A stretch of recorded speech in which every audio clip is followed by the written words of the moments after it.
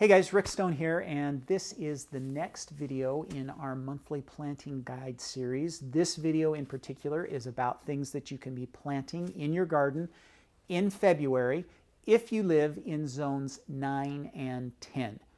Now, if you don't live in zones 9 and 10 and you live in 7 and 8 or 5 and 6 or even 3 and 4, I have videos for you this month for February, and those are in the description down below. So make sure that you go click on those and choose your correct gardening zone. Now, if you don't happen to know what your gardening zone is, then there is also a link down in the description that will take you out to my website, to an article that I wrote that will get you oriented there so that you know what gardening zone you live in, okay? So make sure you check that out. All right, so let's talk about those of you that live in zones 9 and 10. And first thing that we should talk about is frost, okay? So frost and your last frost date in the spring is a very important thing because that kind of determines when you're going to be putting your warm season crops out. And it also will kind of give you a gauge as to when you're going to be planting your cool season crops. Now, those of you that live in zone 10, you're the warm people. And, you know, it's people that live in southern Florida, the very tip of Texas, and a little bit in California, southeastern California, and a little bit in Arizona.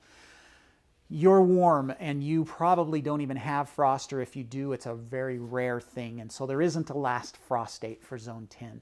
But if you live in zone 9, your anticipated last frost date ought to be roughly March 1st. Now, I know there's going to be some variation on that based on the region that you live in. But as a general rule, those of you that live in zone 9, your last frost date ought to be roughly about March 1st. Okay, so look locally, you know, do a Google search and see if you can figure out what it is exactly for your town.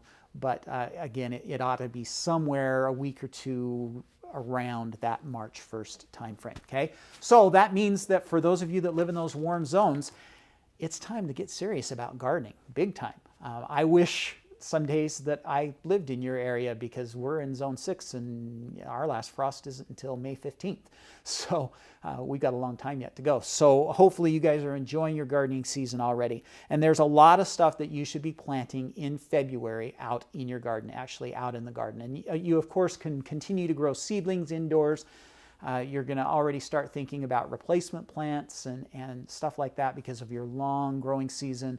But for sure, you're going to be planting stuff out in the garden during the month of February. So let's talk about cool season crops that you can probably still get away with, especially if you live in a zone 9 for planting in February. So you can be planting things like broccoli, cabbage, cauliflower, collards, and Brussels sprouts, and even kohlrabi. All of those you're going to be planting from starts in February. And then you could look at things like onions and celery as well. And then from seed, you could be planting all of the leafy greens, lettuce, spinach, arugula, all of those you could still be planting by seed, and then peas as well. You might be getting a little bit late for peas, but you could probably still get away with planting some peas in February in your garden, okay? Now, as soon as that last frost date arrives, and again, it could be as late as March 1st, but I wanted to kind of get these things on your radar for February, because if your last frost date happens to be a little earlier than March 1st, then it's time to get these warm season crops planted as well.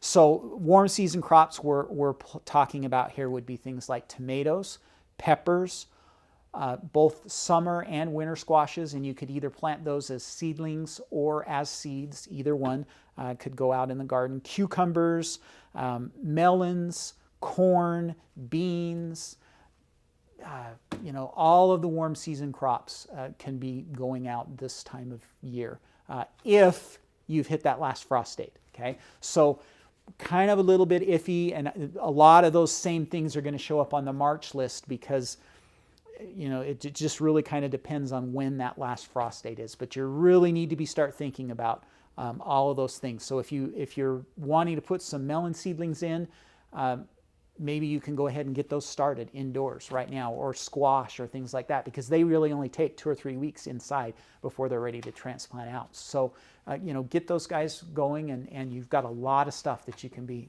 growing in your garden. Now, I live in a zone 6. And so I would love to hear your guys' input on these lists. Let's talk in the description down below in the comment section, and you guys tell me what are you planting in February? And based on your area, because I know some of you, probably are still fairly cold and still have that frost chance. And so I'm interested to see the variation in the different areas of the country, and what's it like in Southern California, what's it like in Texas, what's it like in Florida, what's it like in Oregon, in the zone 9s there as well. So let's share some stuff down in the comments below and kind of give me some input on what I need to be planning for you guys for a video next month as well. So yeah, so there you go. I hope that you enjoyed this, and we'll continue to do these planting guides every month, and we'll have one starting again in March, so check those out. And then again, if you happen to live in a zone 7 or 8 or 5 or 6, I've got videos for you guys as well that you can link to. They'll be in the end card here, or they're down in the description below. Okay? All right, so if you like this video, please give it a thumbs up. Make sure that you subscribe to my YouTube channel and click that notification bell when you do, so that you get notice when we release new videos, which we do several times a month, and they're all gardening related videos,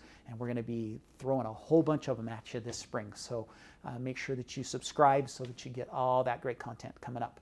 All right, that's all I have for you for this week. Hope you enjoyed this video. Everybody have a great week. Happy gardening.